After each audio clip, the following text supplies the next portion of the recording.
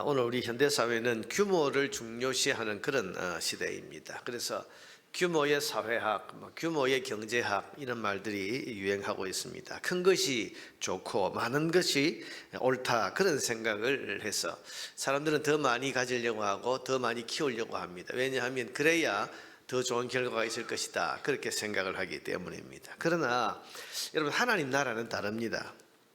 우리가 성경만 봐도 미디안에 13만 5천 명의 군대와 싸우러 나가는 기드온에게 너를 따르는 3만 2천 명의 군대로는 못 이긴다 그렇게 하나님 말씀하시면서 도리어 하나님께서 선택하신 300명만 남겨서 데리고 나가서 싸워 이기게 하신 분이 하나님이십니다. 보세요. 3만 2천 명으로는 못 이긴다 그랬더니 그걸 5만 명 10만 명을 더 모으라고 하신 것이 아니고 300명으로 줄여라 그리고는 이기게 하셨습니다. 여러분 하나님이 남기신 300명이 3만 2천 명이 못 이기는 적을 오히려 이기는 것이 하나님 나라입니다. 키가 크고 칼과 창으로 무장한 어른 군인들이 못 이기는 거인 골리앗을 소년 다윗이 물맷돌 들고 나가서 이깁니다. 이것은 하나님 나라는 규모로 싸우는 것이 아니고 체격이나 힘으로 이루는 나라가 아니라 하나님이 선택하신 사람들이 하나님의 은혜를 받아서 이루는 나라라는 것을 우리에게 보여줍니다. 그러니 하나님 나라를 이루어가는 사람들은 눈에 보이는 숫자나 규모에 속아서는 안 됩니다. 또 그걸 의지해서도 안 됩니다. 오늘 본문이 그것을 보여주고 있습니다. 이런 본문 7절을 보면 예수님 사역은 이때 굉장한 성공을 거둔 것처럼 보입니다. 왜냐하면 많은 사람이 모였기 때문입니다. 7절에 보니까 갈릴리에서 큰 무리가 따랐다. 큰 무리라고 했죠. 그냥 무리가 아니고 큰 무리. 8절에도 보면 많은 무리라고 했습니다. 시돈 근처에서 많은 무리가 그가 하신 모든 큰 일을 듣고 나온지라. 굉장히 많은 군중들이 무리들이 예수님께 모여들었습니다. 어느 정도냐 하면 9절에 보니까 예수께서 무리가 애워싸 미는 것을 피하기 위하여 사람들이 얼마나 모였든지 밀리는 것을 피하기 위해서 작은 배를 대기하도록 제자들에게 명하셨다. 왜냐하면 이게 바닷가인데 사람들이 하도 모여서 애워싸니까 주님께서 배를 하나 타고 나가자. 그래서 배를 타고 군중으로부터 무리들로부터 떨어져야 될 만큼 사람들이 많이 모여든 거죠.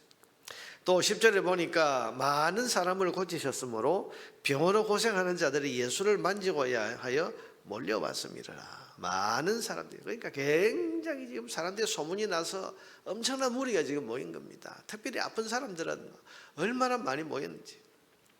심지어 이 당시에 11절에 보면 귀신들까지도 예수님 누구인지를 알고 그 앞에 와서 엎드렸다. 귀신이 와서 엎드렸다는 것은 뭐겠습니까? 귀신 들린 사람들도 이만큼 많이 모였다 그런 말이죠.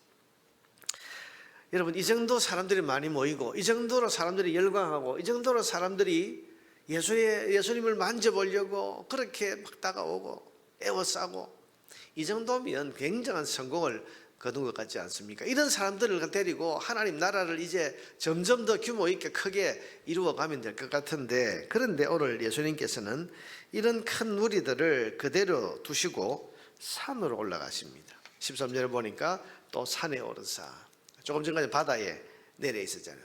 갈릴리 호수 쪽에 있다가 이 군중들을 내려놓고 그대로 두고 산으로 올라가셨다. 올라가셔서 뭐 하십니까?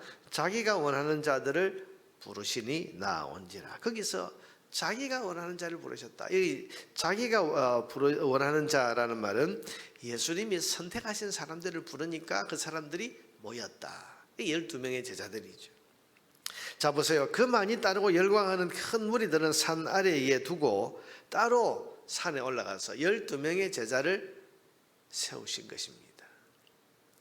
그리고 여러분 예수님의 그 뒤에 사역을 보면 예수님은 항상 이 12명의 제자들을 데리고 다니시고 제자들과 함께 하시고 그리고 그들을 가르치고 그들을 훈련하고 그들에게 믿음을 깨우치고 이 사람들을 성장시키는 일에 예수님은 3년 공생애에 많은 시간을 할애해서 그들을 대하십니다. 왜 이렇게 하시는 것일까? 하나님 나라를 세우려면 더 많은 사람 모아야 되고 열광적으로 따르는 이 무리들을 할 수 있으면 더 많이 확보하는 것이 중요할 것 같은데 왜 주님께서는 그렇게 하지 않으시고 따로 12명의 제자만을 세우신 것일까? 그 이유는 무리들을 가지고는 하나님의 나라를 이룰 수 없기 때문입니다. 제자들이라야 하나님 나라를 세울 수 있습니다. 여러분, 오늘 본문에 보면 무리와 제자란 말, 특별히 여러분 마가복음을 보면 무리와 제자란 말을 항상 구분해서 쓰고 있는데, 오늘 본문에도 무리, 군중들은 무리라고 말하고 제자들은 제자, 무리와 제자를 구분하고 있습니다. 무리와 제자의 차이가 뭡니까? 이런 무리는 그냥 모인 사람들이지만 제자는 주님이 선택하신 사람들. 또 무리는 그저 우우하고 따라다니는 군중에 불과하지만 제자는 주님과 늘 함께 있으면서 훈련을 받는 사람들. 또 무리는 구경꾼이지만 제자는 일꾼입니다. 여러분, 구경하는 사람과 일하는 사람은 다르죠. 구경하는 사람들 데리고 일을 이룰 수 있겠습니까? 아니에요. 무리는 구경꾼이지만 제자는 일꾼입니다. 무리는 또 사명이 없지만 제자는 사명을 받은 사람들입니다. 무리는 예수님께 도움을 받고 뭔가 예수님에게서 유익을 얻으려고 찾아오지만 제자는 예수님을 위해 희생하고 헌신하는 사람들입니다. 무엇보다도 무리는 예수님과 군중으로서 만나지만 제자는 예수님과 1대1 인격적으로 만나는 사람들입니다. 또한 무리는 열광하고 박수를 칠 뿐이지만 제자는 예수님에 대한 신앙 고백을 하는 사람들입니다. 자, 보세요 여러분, 무리와 제자가 얼마나 다른가. 주님께서는 지금 숫자가 많이 모여든 이 사람들을 가지고 하나님 나라를 이루시려고 한 게 아니죠. 12명의 제자를 따로 세우셨어요. 예수님이 선택하신 사람, 주님 곁에 늘 있으면서 훈련받는 사람. 여러분, 그래서 14절 15절을 보세요. 이에 12를 세우셨으니 이는 자기와 함께 있게 하시고. 제자는 어떤 사람입니까? 자기와 함께, 예수님과 늘 함께 먹고 자고 생활하는 사람. 하루 24시간을 주님과 함께 동행하는 사람이 제자입니다. 여러분, 오늘도 우리가 제자라는 이름을 가지고 살아가기 위해서는 늘 주님과 동행하는 사람. 우리가 잠깐 주일날 예배 드리는 시간, 그 시간에만 잠깐 모였다가 헤어지는 사람이 아니고 하루 온종일, 일주일 온종일, 1년 365일을 주님 모시고 주님과 함께 동행하는 사람, 주님과 늘 교통하는 사람, 그게 제자입니다. 또 보내사 전도도 하며, 제자는 사명을 주신 사람들, 전도에 사명 주신 사람들. 여러분, 사명 가진 사람, 아까 이야기했지만 여러분, 구경꾼을 가지고는 일을 이룰 수 없습니다. 여러분, 아무리 사람이 많이 모여도 구경꾼은요 아무 힘이 없습니다. 구경꾼 가지고 뭔가 역사를 만들어낼 수 없는 거죠. 그런데 제자는 구경꾼이 아니라 일꾼입니다. 사명받은 사람들. 그래서 사명을 감당하는 사람들이 제자입니다. 그런 사람이라야 하나님 나라를 세울 수 있는 겁니다. 또 15절에 보니까 귀신을 내쫓는 권능도 가지게 하려 하십니다. 여러분, 이 무리, 군중들은 이런 권능을 가지지 않습니다. 하나님의 능력이 임하지 않습니다. 그러나 주님 곁에 늘 있으면서 훈련받고 주님과 동행하고 그리고 사명을 받은 사람들에게는 하나님께서 권능도 함께 주시는 겁니다. 은혜를 베푸시는 겁니다. 그래서 이 제자를 부르신 거죠. 여러분, 주님이 원하시는 것은 많은 무리가 아니라 제자입니다.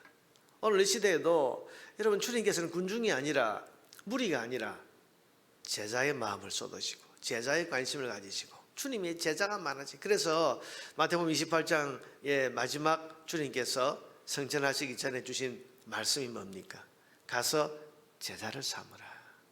가서 사람 많이 모으라가 아니고 제자 삼으라. 제자 삼으라.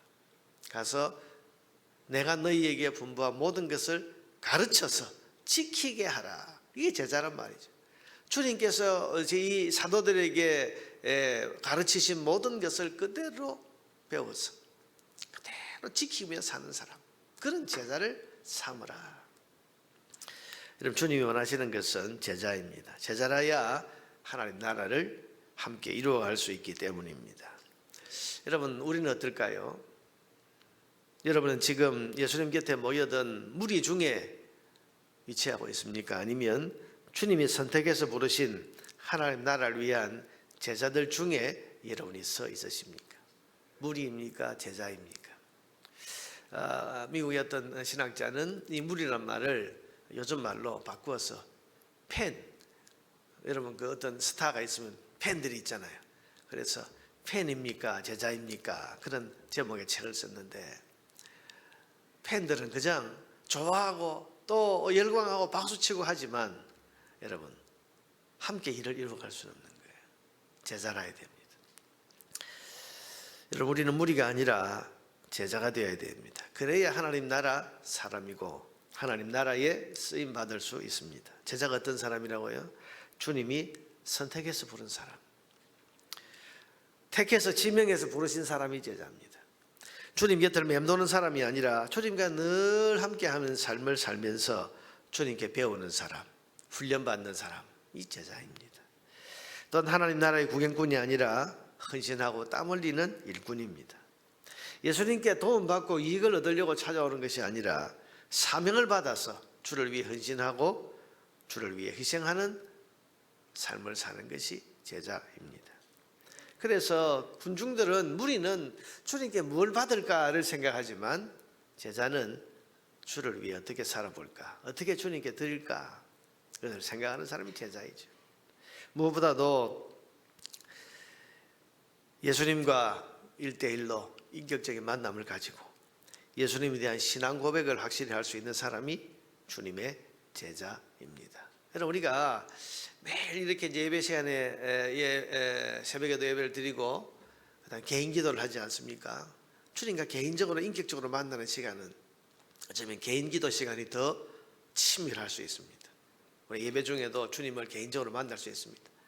주님과 그런 만남을 그렇게 가지는 것이 의미가 있고 또 보람 있는 일입니다만은, 그러나 어쩌면 우리가 개인 기도하는 시간이 주님과 더 개인적으로 1대1로 주님과 나만이 가지는 그 시간, 인격적인 만남, 이것이 깊어지고 이 시간에 더욱더 주님과 친밀해지고 이 시간에 주님의 마음을 알고 주님께 내 마음을 드리고 이 시간에 주님의 음성을 듣고 주께서 우리의 마음을 다스려 주시고 인도해 주시는 것을 깨닫고, 그러면서 그 주님과 주님 손 붙들고 그렇게 살아가는 것이, 그게 제자의 삶 아니겠습니까?